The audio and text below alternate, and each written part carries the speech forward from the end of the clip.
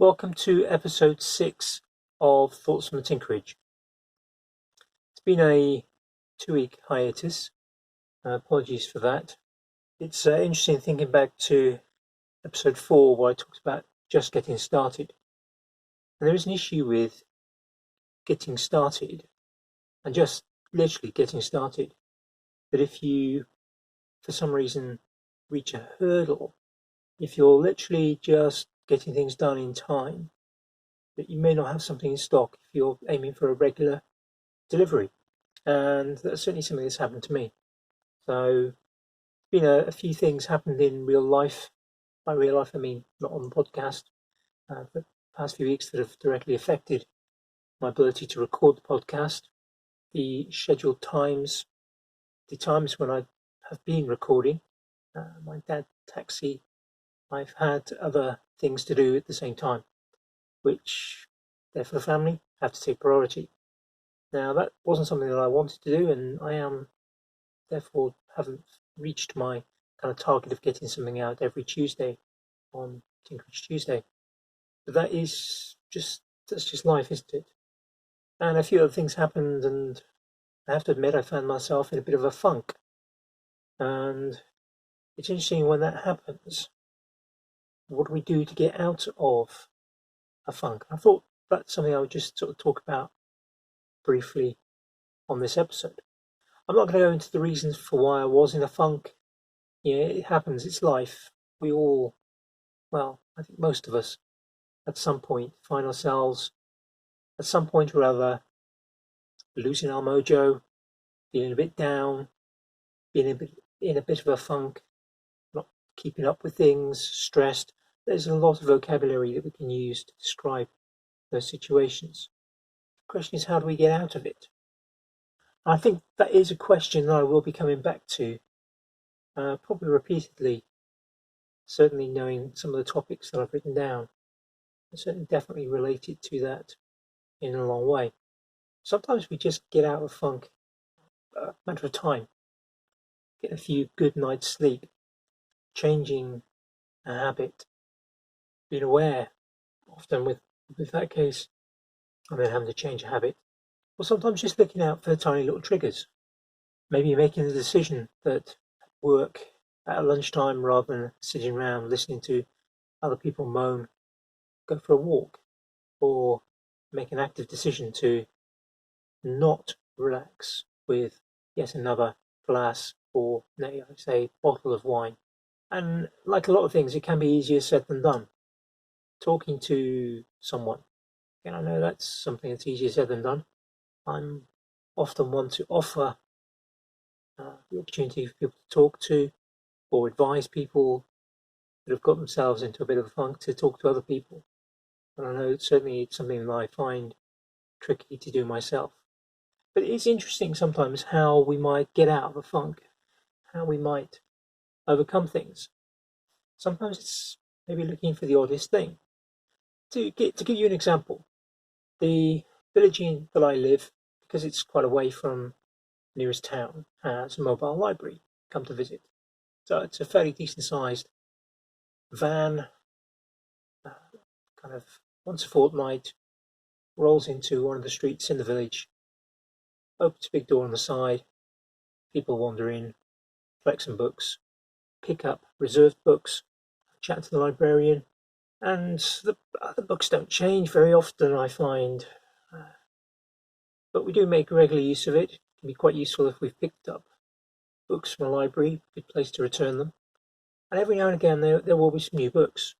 Stock doesn't turn over maybe quite as quickly, or rather there isn't the range of stock that you'd find in a town library.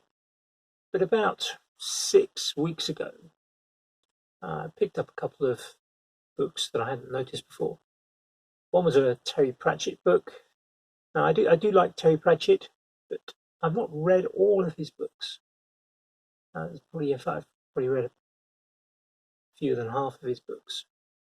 And it is something I can't always said to myself, I will read more of his books one day. And so I thought that's an opportunity. And there was also a brand new book called Breakpoint by a gentleman called Ollie Ollerton. who, if you're based in the UK, may know his name from a series on Channel 4 called SAS Who Dares Wins, which is a kind of reality program where for 1 to 2 weeks they take a bunch of civilians and a group of ex-special forces guys, push them quite hard in an attempt to mimic special forces training and to see how they cope. Now, I quite like reading military history books, particularly modern history. I will read kind of older history books. I find them quite fascinating, and this one caught my eye, so I thought, well, I'll give that a read. I've read the autobiography of one of his colleagues from the program, and it was very interesting, talking about things like PTSD, as well as kind of life in the services and in action in places like Iraq and Afghanistan.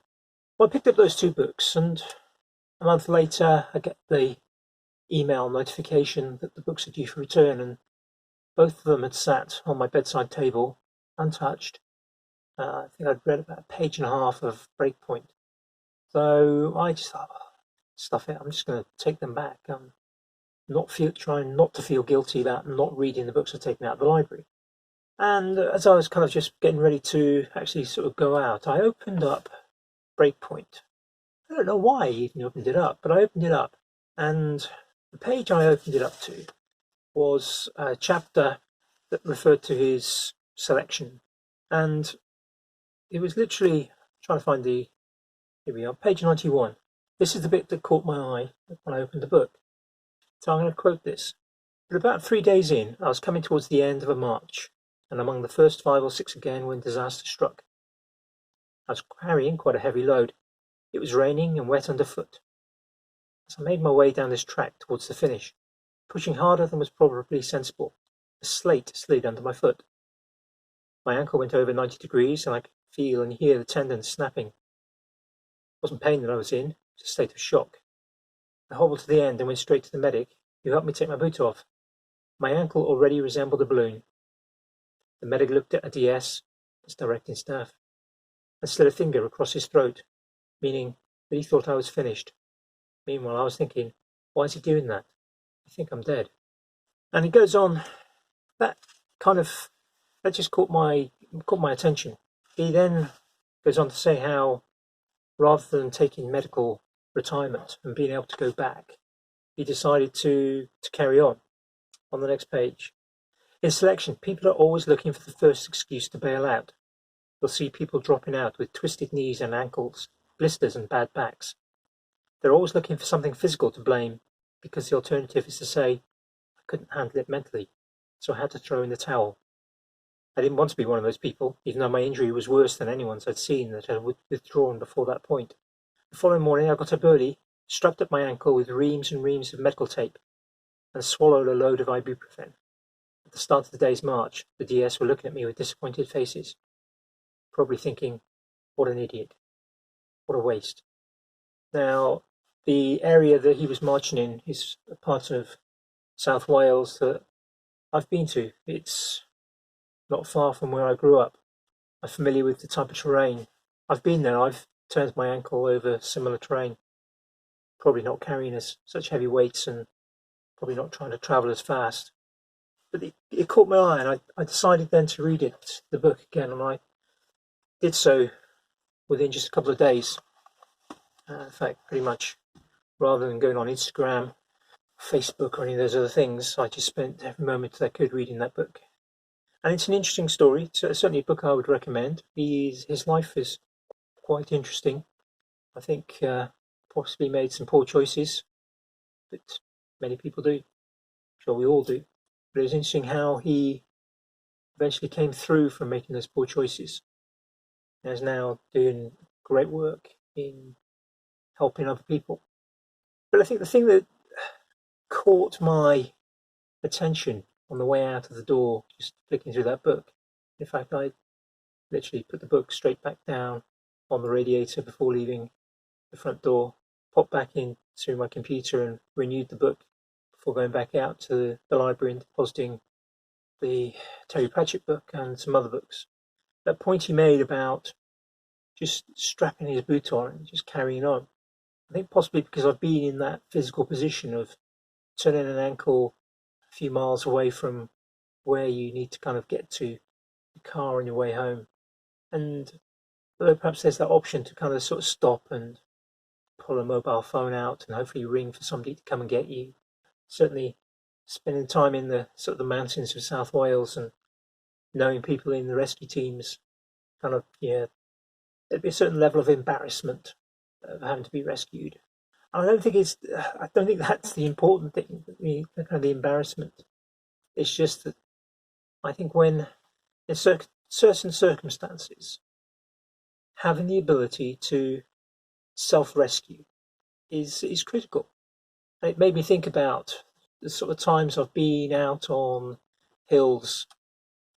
I have been on mountains and hills in horrendous weather, rain actually coming upwards, driven so hard by the wind so strong that you can literally fall against it and not fall down. Snow, whiteout conditions, fog where you can't see a person 2 meters in front of you. I used to do a lot of adventure sports, including things like caving. And although there's always kind of that knowledge that there are people who are prepared to come and help, knowing that perhaps there are ways to self-rescue can be, I think, a good way out. So I guess what I'm trying to say is that when things maybe aren't going so well, whether that's an issue with your employment, whether it's an issue with your physical health, whether it's an issue with your mental health, whether it's just a project that you're working on, a making project, give thought to how you as a person can initiate making progress out of it. That might be in the case of Wally Ollerton of sticking your boot back on, taped up ankle with a pile of painkillers.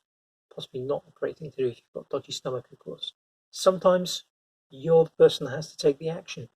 Now, it might be that the analogy of taping your foot up, strapping your boot on tight, is going and talking to someone. It might be that it's about taking a positive change, making a small change and reminding yourself every time, maybe putting a little post-it note on your computer or dashboard of your car reminding you to do something or to not do something. Very easy, for example, to dive down a diet of chocolate, biscuits, beer and wine when things aren't going well. Sometimes that's a self-defeating principle. Sometimes you have to make a choice of maybe just strapping your boots on tight, keeping going. Just keep going. Find a way to keep going. Stop coming up with excuses. I think that's essentially a good philosophy for many problems in life. Keeping going, of course, might mean changing direction. Again, we'll talk about that another time.